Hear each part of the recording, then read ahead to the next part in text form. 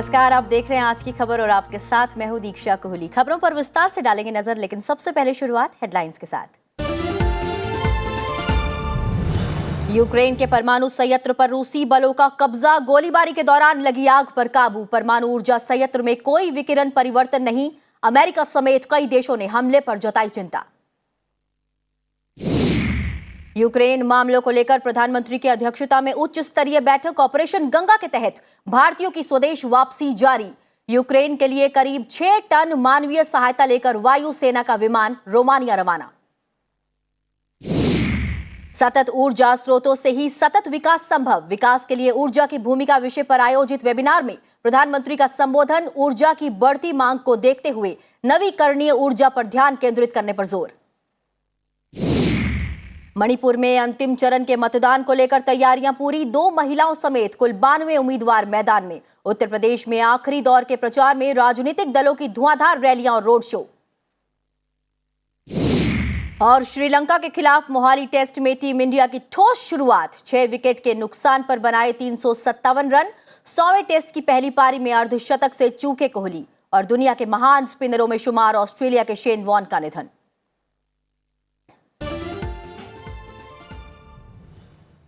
और हेडलाइंस के बाद अब एक नजर उन खबरों पर जो आज सुर्खियों में रही। उपराष्ट्रपति एम वेंकैया नायडू ने आज गोवा में राजभवन के दरबार हॉल का उद्घाटन किया। इस मौके पर उन्होंने कहा कि सभी राजनीतिक दलों का ध्यान शहरी और ग्रामीण अंतर को पाटने, गरीब से गरीब व्यक्ति के उत्थान और महिलाओं को पूरी तरह से सशक्त बनाने पर होना चाहिए। उन्होंने गोवा की सांस्कृतिक और भाषाई विविधता के साथ साथ प्राकृतिक वैभव की भी तारीफ की। लोकसभा अध्यक्ष ने कोटा बूंदी में आज कौशल महोत्सव कार्यक्रम के तहत रोजगार और अप्रेंटिसशिप मेले का शुभारंभ किया। उन्होंने कहा कि आज का युवा सामर्थ्यवान और क्षमताओं से परिपूर्ण है। आवश्यकता है कि उनके कौशल और ज्ञान के उपयोग को भारत के नवनिर्माण में उनकी सहभागिता को सुनिश्चित करने का। केंद्र सरकार ने केंद्रीय सशक्त पुलिस बलों के लिए आधुनिकीकरण योजना के 4थे चरण को मंजूरी दे दी है। अगले 5 साल में सीआरपीएफ और बीएसएफ समेत सीएपीएफ के लिए अत्याधुनिक हथियारों की खरीद और आईटी आधारभूत अवसंरचना में सुधार के उद्देश्य से 1523 करोड़ रुपए की धनराशि को मंजूरी दे दी गई है। हैदराबाद में स्वचालित ट्रेन सुरक्षा तकनीक कवच की टेस्टिंग के दौरान रेल मंत्री अश्विनी वैष्णव मौजूद रहे। उन्होंने कहा कि इससे एक ही ट्रैक पर आमने सामने आ रही ट्रेनें रुक जाएंगी। आत्मनिर्भर भारत की इस मिसाल को दुनिया के विकसित देशों में भी निर्यात किया जाएगा। सुप्रीम कोर्ट ने केंद्र की इस दलील पर गौर किया है कि उसने युद्धग्रस्त यूक्रेन में फंसे 17,000 भारतीय छात्रों को अब तक बाहर निकाला है। सुप्रीम कोर्ट ने केंद्र सरकार के प्रयासों की सराहना करते हुए कहा है कि सरकार लोगों की चिंता को लेकर गंभीर है। बिहार के भागलपुर में एक मकान में हुए विस्फोट में 10 लोगों की मौत हो गई, जबकि 9 लोग घायल हो गए हैं। प्रधानमंत्री ने इस घटना पर शोक जताया है। उन्होंने बिहार के मुख्यमंत्री नीतीश कुमार से भी अपनी बात कही है और उन्होंने इस मामले में अपनी बात रखी है।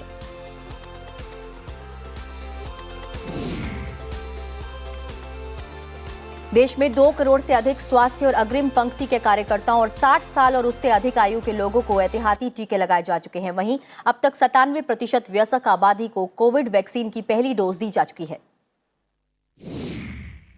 अमेरिकी सीनेट के शीर्ष नेता ने यूक्रेनी सरकार से उसकी सीमा पर हो रहे नस्लीय भेदभाव को खत्म करने का आग्रह किया है।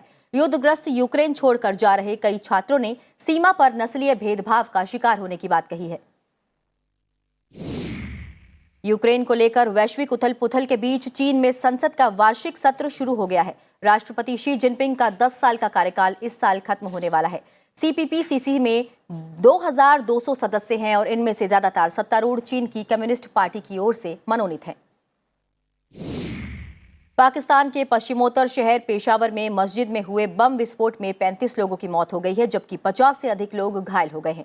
विस्फोट किस्सा खुआनी बाजार इलाके में स्थित जामिया मस्जिद में उस समय हुआ जब लोग जुम्मे की नमाज अदा कर रहे थे। और अब खबरें विस्तार से।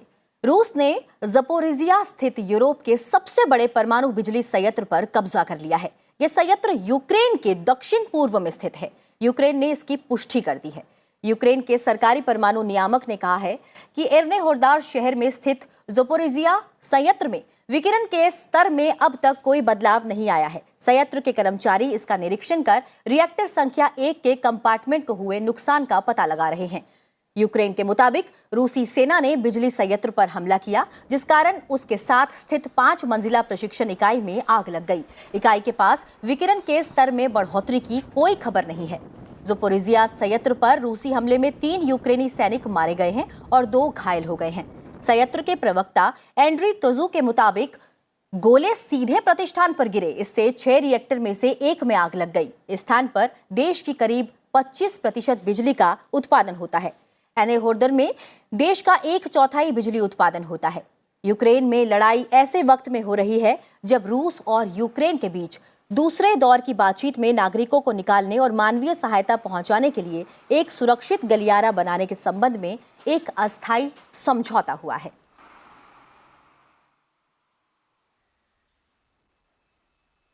अंतर्राष्ट्रीय परमाणु ऊर्जा एजेंसी का कहना है कि यूक्रेन में रूसी सेना के हमले का शिकार हुए परमाणु ऊर्जा संयंत्र में विकिरण के स्तर में कोई परिवर्तन नहीं हुआ है। IAEA महानिदेशक मारियानी ग्रोसी ज़पोरिजिया परमाणु ऊर्जा संयंत्र की मौजूदा स्थिति को लेकर यूक्रेन के प्रधानमंत्री डेनिस श्मिगल और यूक्रेनी परमाणु ऊर्जा नियामक और संचालक के लगातार संपर्क में बने हुए हैं। IAEA ने दोनों पक्षों से गोलीबारी बंद करने की अपील करते हुए कहा है कि अगर परमाणु ऊर्जा को निशाना बनाया गया तो इसके गंभीर परिणाम सामने आ सकते हैं। Radiation monitoring systems, so the systems we have to measure the radiation, are fully functional as well. However, as you can imagine, the operator and the regulator have been telling us that the situation is naturally continues to be extremely tense and challenging because of the circumstances. इस घटना के बाद Ukraine के राष्ट्रपति Vladimir Zelensky की America के राष्ट्रपति Joe Biden और दूसरे देशों के नेताओं से फोन पर बातचीत हुई है। अमेरिकी परमाणु सोसाइटी ने हमले की निंदा की है, लेकिन कहा है कि वर्तमान रेडिएशन का स्तर सामान्य है। अमेरिका के ऊर्जा विभाग ने एहतियात के तौर पर अपनी परमाणु घटना प्रतिक्रिया टीम को सतर्क रहने के लिए कहा है। जो बाइडेन ने संयंत्र की स्थिति की जानकारी लेने के लिए अमेरिका ऊर्जा विभाग के परमाणु सुरक्षा के अपर सचिव और राष्ट्रीय परमाणु सुरक्षा प्रशासन के प्रशासक से भी बातचीत की है। इस बीच ब्रिटेन के प्रधानमंत्री बोरिस जॉनसन ने परमाणु ऊर्जा संयंत्र पर रूस के हमले को लेकर संयुक्त राष्ट्र सुरक्षा परिषद की बैठक बुलाने का अनुरोध किया है। बोरिस जॉनसन ने यूक्रेन के राष्ट्रपति व्लादिमीर जेलेंस्की से बातचीत की है। प्रधानमंत्री बोरिस जॉनसन ने कहा है कि राष्ट्रपति पुतिन की लापरवाह कार्यवाही अब सीधे तौर पर पूरे यूरोप की सुरक्षा के लिए खतरा हो सकती है। बोरिस जॉनसन ने कहा है कि वो रूस और दूसरे करीबी सहयोगियों के समक्ष यह मुद्दा उठाएंगे। उन्होंने कहा कि ब्रिटेन ये सुनिश्चित करने के लिए हर संभव प्रयास करेगा कि स्थिति और न बिगड़े। इस बीच अमेरिका के राष्ट्रपति जो बाइडेन के प्रशासन ने रूस के दिग्गज कारोबारियों और राष्ट्रपति व्लादिमीर पुतिन के करीबी सहयोगियों पर नए प्रतिबंध लगाने की घोषणा की है। ये कार्रवाई यूक्रेन पर रूस के आक्रमण के बाद उसे अलग थलग करने के लिए लगाए गए व्यापक प्रतिबंधों के तहत की गई है। इन प्रतिबंधों के दायरे में पुतिन के प्रेस सचिव दमित्री पेस्कोव और एलिशर उस्मानोव आए हैं, जो रूस के धनाढ़ियों में शामिल हैं। पुतिन के करीबी भी हैं। अमेरिका के विदेश मंत्रालय ने यह भी कहा है कि वे रूस के 19 व्यक्तियों और उनके परिवार के सदस्यों और निकट सहयोगियों पर वीजा प्रतिबंध भी लगा रहे हैं। प्रधानमंत्री नरेंद्र मोदी की अध्यक्षता में आज यूक्रेन की स्थिति पर समीक्षा बैठक हुई। यूक्रेन में फंसे भारतीयों को सुरक्षित निकालने के लिए जारी अभियान के बीच ये बैठक काफी अहम है। उन्होंने कई मौके पर कहा कि यूक्रेन में फंसे भारतीयों को सुरक्षित वापस लाना उनकी सर्वोच्च प्राथमिकता है। बैठक में विदेश मंत्री डॉक्टर एस जयशंकर, केंद्रीय मंत्री पीयूष गोयल, राष्ट्रीय सुरक्षा सलाहकार अजीत डोभाल, विदेश सचिव हर्षवर्धन श्रृंगला और दूसरे वरिष्ठ अधिकारी भी शामिल हुए। यूक्रेन से भारतीयों को सुरक्षित वापस लाने के प्रयासों को तेज करने के लिए प्रधानमंत्री लगातार बैठकें कर रहे हैं। भारतीय वायुसेना ने युद्धग्रस्त यूक्रेन के पूर्वी शहरों सूमी और खार्किव में फंसे भारतीयों को रूसी राजधानी मॉस्को के रास्ते निकालने के लिए 2 IL-76 सैन्य परिवहन विमानों को तैयार रखा है।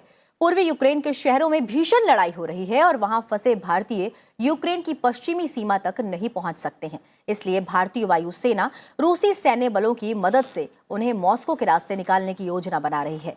भारत अब तक यूक्रेन के पश्चिमी पड़ोसियों जैसे रोमानिया, स्लोवाकिया, पोलैंड और हंगरी के रास्ते अपने नागरिकों को निकाल रहा है, क्योंकि रूसी हमले के कारण यूक्रेन का हवाई क्षेत्र 24 फरवरी से बंद है। अब तक यूक्रेन से 10,000 से ज्यादा लोगों को निकाला जा चुका है।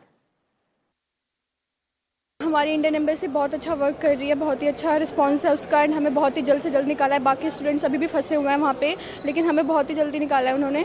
बहुत ज़्यादा यूक्रेनियंस इंडियंस को निकलने नहीं दे रहे, तो कुछ हमारे जो दोस्त थे, जानते थे हम लोगों को, उन्होंने बोला कि तुम बोलते तुम यूक्रेनियंस हो। सारे बच्चों ने पर्दे लगा दिए बसेस के और सर नीचे कर दिया, जिससे कि हम सबको लगे हम यूक्रेनियंस हो, हमारी बसेस निकलवा दी। ऐसे करके निकले, नहीं तो निकलना इम्पॉसिबल था। उन्होंने हमको इस लेवल, इस सिचुएशन से, ऐसी से जहाँ पे बहुत क्रिटिकल सिचुएशन थी, वहाँ से हमको निकाला है। उसके लिए तहे दिल से मैं भारत सरकार का शुक्रिया अदा करना चाहता हूँ।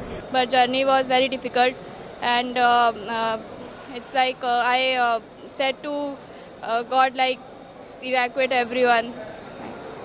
यूक्रेन में फंसे भारतीय छात्रों के दिल्ली लौटने पर कई केंद्रीय मंत्रियों ने एयरपोर्ट जाकर उनका स्वागत किया।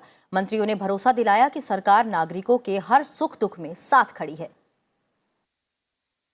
भारत सरकार पूर्ण रूप से डेडिकेटेड है अपने नागरिकों को बचाने के लिए और उनको वापस लाने के लिए, और भरपूर प्रयास किया जा रहा है। कोई कमी नहीं छोड़ी जा रही किसी भी प्रकार की। आप सुन रहे थे विदेश राज्य मंत्री मीनाक्षी लेखी को। बढ़ते हैं आगे। इस बीच विदेश मंत्रालय ने कहा है कि ऑपरेशन गंगा के तहत अगले 24 घंटों में 16 फ्लाइट भारत पहुंचने के बाद लगभग ऐसे सभी भारतीय पहुंच जाएंगे जो यूक्रेन बॉर्डर पार कर पड़ोसी देशों में पहुंचे हैं। कुछ लोग अभी भी यूक्रेन में हैं। In the last 24 hours, 18 flights have landed in India with around 4,000 Indians on board. So if you add that, the total number of flights therefore that have landed have been 48, and it has brought back, as per our numbers, somewhere in the 10,400, 10,300, 10,400 numbers. So if you count these 16 flights that we are planning over the next 24 hours, with that will take it to what? 64 flights by tomorrow around the same time. We think with this, the vast majority of Indians who have crossed over from Ukraine would have returned back to India. इस बीच Ukraine की राजधानी Kyiv में एक भारतीय छात्र कथित तौर पर गोली लगने से घायल हो गया है। उसे वापस कीव ले जाया गया है। नागर विमानन राज्य मंत्री वीके सिंह ने इसकी जानकारी दी है। वो इस समय युद्धग्रस्त यूक्रेन में फंसे भारतीयों को निकालने के लिए उसके पड़ोसी देश पोलैंड में है। 1 मार्च को यूक्रेन के खार्किव में गोली लगने से कर्नाटक के छात्र की मौत हो गई थी। भयावह तो होना है। ऐसे के अंदर हम हमेशा इसी उसमें रहते हैं कि किस तरह अपने बच्चे सुरक्षित निकालें। कुछ हमारे खार्किव के अंदर 1-2 बच्चों का नुकसान भी हुआ है। अभी आज मेरे ख्याल से खबर आई थी कि कीव के अंदर एक बच्चा जो आ रहा था, उसके भी गोली लगी, वो वाकई उसको कीव ले गए पर दोबारा रास्ते में से। रूस के यूक्रेन पर आक्रमण करने के बाद वहां मानवीय संकट गहरा गया है। इस मानवीय संकट से निपटने में मदद के लिए भारत लगातार यूक्रेन को राहत सामग्री भेज रहा है। इसी क्रम में आज भारतीय वायुसेना के विमान ने यूक्रेन के लिए करीब 6 टन मानवीय सहायता के साथ हिंडन एयरबेस से सुबह रोमानिया के लिए उड़ान भरी। इससे पहले भी भारत ने मानवीय सहायता के तौर पर यूक्रेन को पोलैंड के रास्ते दवाओं और दूसरी राहत सामग्री की एक और खेप रवाना की थी। और अब बढ़ते हैं आगे और आपको दिखाते हैं विधानसभा चुनाव से जुड़ी खबरें।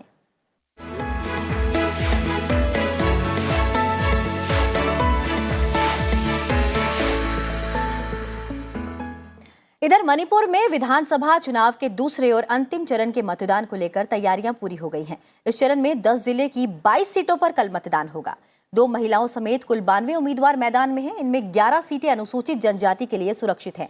वांगखेम सीट के लिए सबसे अधिक 8 उम्मीदवार हैं।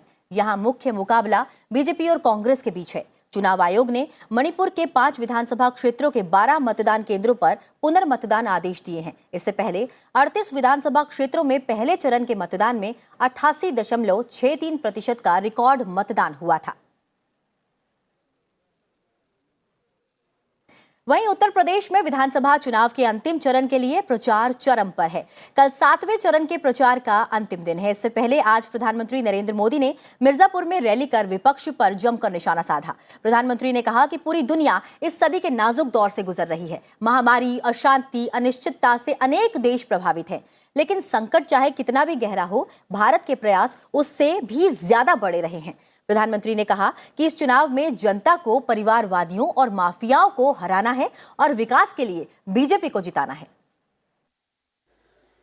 इनका इतिहास हजारों करोड़ के घोटालों का है, यूपी को लूटने का है।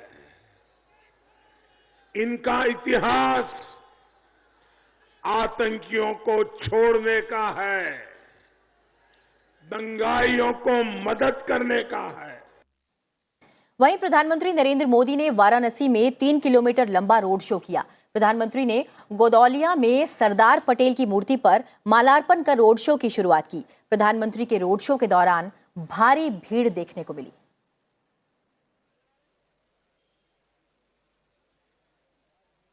आइए अब एक नजर डालते हैं विधानसभा चुनाव से जुड़ी कुछ और अहम खबरों पर।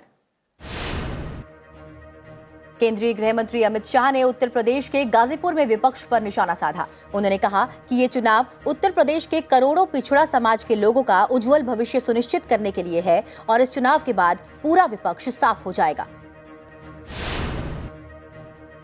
रक्षा मंत्री राजनाथ सिंह ने जौनपुर में चुनावी रैली में विपक्ष पर हमला किया। उन्होंने कहा कि एक सच्चा समाजवादी वे है जो लोगों को भय, भूख और भ्रष्टाचार से मुक्त कर सके और असली समाजवादी प्रधानमंत्री नरेंद्र मोदी हैं। उन्होंने कहा कि हम समाजवादी और राष्ट्रवादी दोनों हैं। उत्तर प्रदेश के मुख्यमंत्री योगी आदित्यनाथ ने चंदौली में बुलडोजर और विकास की बातें करते हुए विपक्ष पर तंज कसा। उन्होंने कहा कि प्रदेश में बीजेपी के आने की आहट से अपराधी बिलों से निकलकर भागने लगे हैं। कांग्रेस नेता राहुल गांधी और कांग्रेस महासचिव प्रियंका गांधी वाड्रा ने आज वाराणसी में चुनाव प्रचार किया। राहुल गांधी ने गरीबी, बेरोजगारी, महंगाई सहित यूक्रेन के मुद्दे को लेकर बीजेपी पर सवाल खड़े किए। समाजवादी पार्टी के अध्यक्ष अखिलेश यादव ने आज मऊ, गाजीपुर और चंदौली में जनसभा की। साथ ही वाराणसी में रोड शो कर लोगों से पार्टी के पक्ष में मतदान की अपील की। उन्होंने बीजेपी नेताओं पर झूठ बोलने का आरोप लगाया। बीएसपी अध्यक्ष मायावती ने वाराणसी में बीजेपी और समाजवादी पार्टी पर निशाना साधा। मायावती ने बीजेपी पर जातिवादी मानसिकता के साथ काम करने और दलितों, पिछड़ों और मुसलमानों को हर स्तर पर नजरअंदाज करने का आरोप लगाया।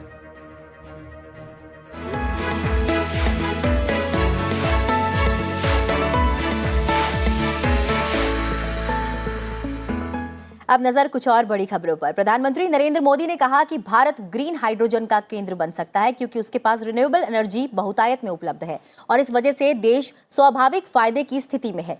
सतत विकास के लिए ऊर्जा विषय पर आयोजित एक वेबिनार को संबोधित करते हुए प्रधानमंत्री ने कहा कि भारत का दृष्टिकोण स्पष्ट है कि सतत विकास सतत ऊर्जा स्रोतों से ही संभव है। उन्होंने कहा कि सतत विकास के लिए ऊर्जा हमारी पुरातन संस्कृति से प्रेरित है और यह भविष्य की आवश्यकताओं और आकांक्षाओं की पूर्ति का मार्ग है।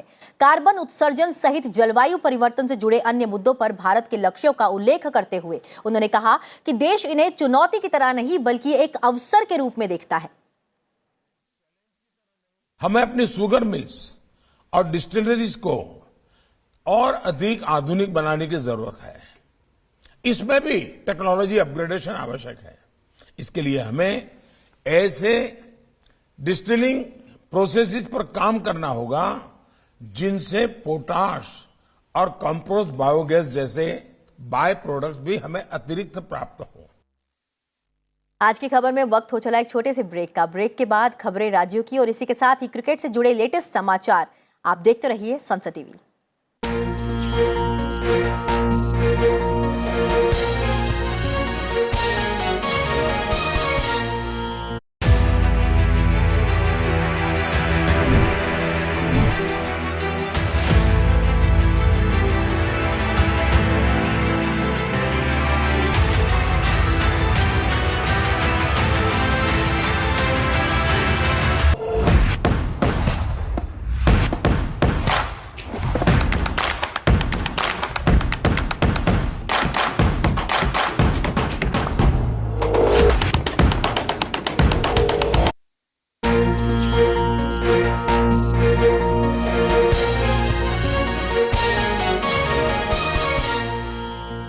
ब्रेक के बाद एक बार फिर आप सभी का स्वागत है। आज की खबर में बढ़ते हैं आगे और बात करते हैं राज्यों से जुड़ी हुई खबरों की।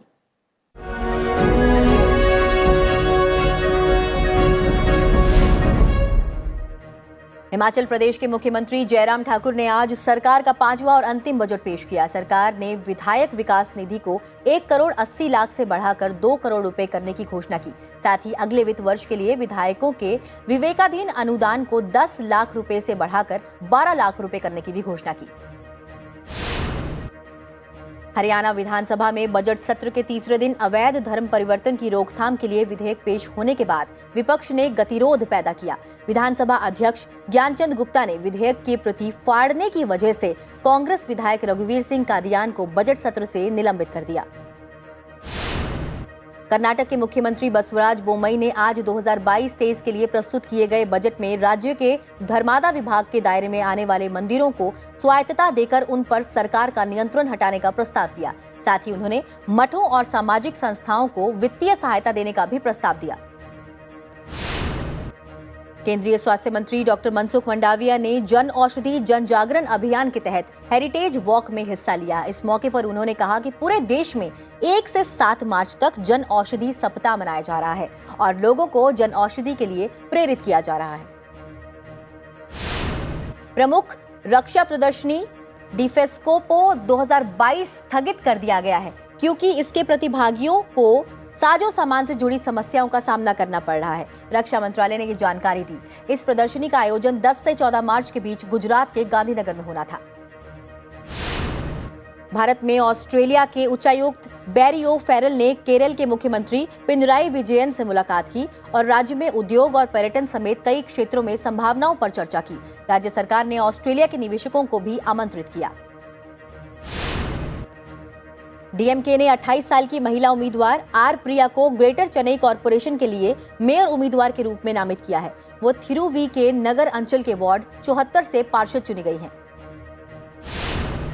महाराष्ट्र में नवाब मलिक के इस्तीफे की मांग को लेकर विधानसभा के अंदर और बाहर लगातार विरोध प्रदर्शन हो रहे हैं। बीजेपी का कहना है कि पहली बार कोई मंत्री जेल में है, इसलिए नैतिकता के आधार पर नवाब मलिक को इस्तीफा दे देना चाहिए। गुजरात के पटोला साड़ी का कारोबार फिर से ट्रैक पर लौट आया है। इससे कारीगर खुश नजर आ रहे हैं। कोरोना की वजह से पटोला साड़ी का कारोबार बेहद प्रभावित हुआ था। जम्मू कश्मीर के दाची गांव में राष्ट्रीय उद्यान में विलुप्त प्राय हंगुल का झुंड देखा गया। इसके साथ ही प्रदेश में हंगुलों की संख्या 237 के करीब पहुंच गई है। वहीं प्रकृति के प्रति लोगों को जागरूक करने के लिए वाइल्ड लाइफ डे भी मनाया जा रहा है।